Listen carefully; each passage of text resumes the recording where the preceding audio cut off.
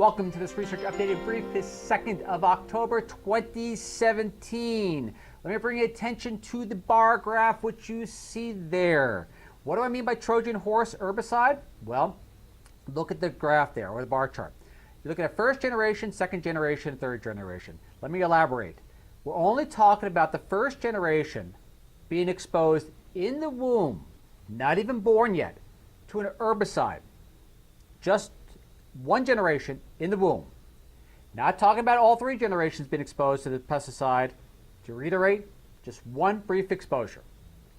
The damage that is created by the one brief exposure of the first generation in the womb 3 generations later, in regard to how susceptible they are to multiple diseases as compared to those not exposed at all, well, let the bar chart speak for itself. With that in mind, let's go right into the research as follows, and I'm quoting. Basically, WSU researchers see popular herbicide affecting health across generations.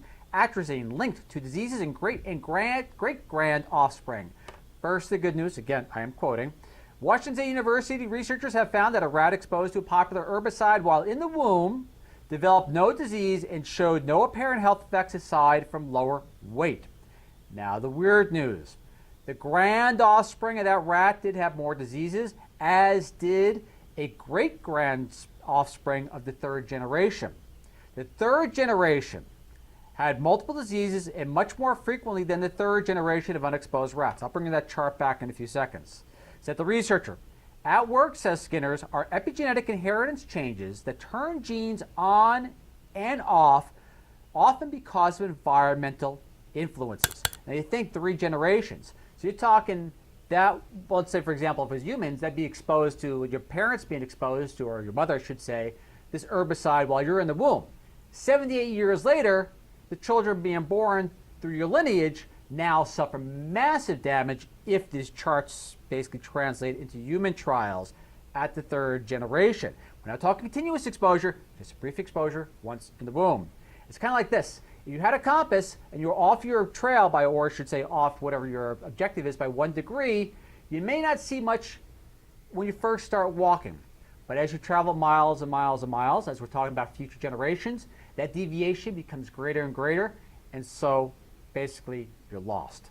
To proceed, the Environmental Protection Agency, I would say before I go forward, again, I want to bring back the chart. You see once again, first generation, second generation, or third generation, depending on what side I put the chart on.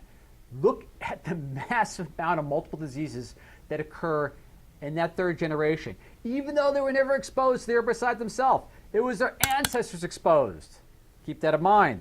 The Environmental Protection Agency permits its use and has been found in water systems serving 30 million Americans in 28 states, according to an Environmental Working Group survey of municipal water records. Here's the problem. Classic toxicology studies involve direct exposure of the individual, while the consideration of impact on future generations is not currently assessed, meaning they see what happens to you. And if you're not suffering any adverse effects, it's safe.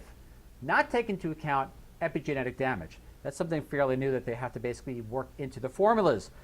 The haunting part, and I'll reiterate some aspects of this one statement from the abstract.